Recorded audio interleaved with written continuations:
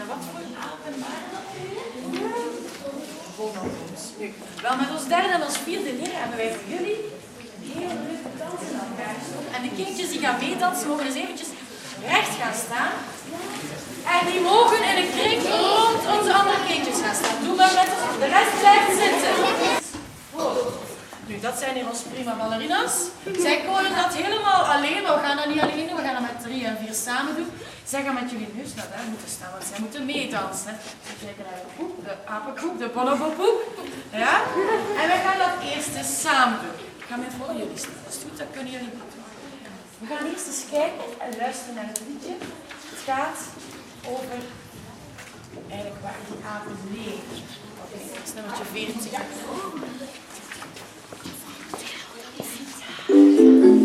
Eerst gaan dansen. We zijn in de oerwoud. Maar waar zijn we?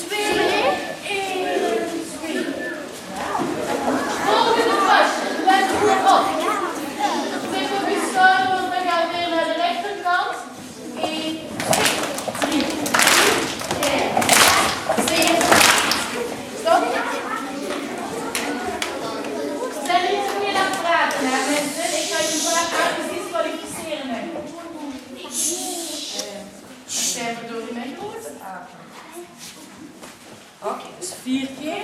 1, 2, 7.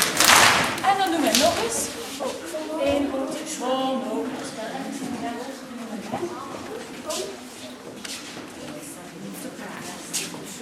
Gaan we dat eens op muziek doen? Ja! Nog 4 keer. En dan 4 keer 1. We hebben 1, 2, 3, 4. Dan kan je tussen. En dan 1, 2, 4. 1, 2, 3. En die duimen in de lucht. En eigenlijk een beetje omhoog, want anders zien ze ons niet. Van in het begin. Hierop en vergeet niet de fluit.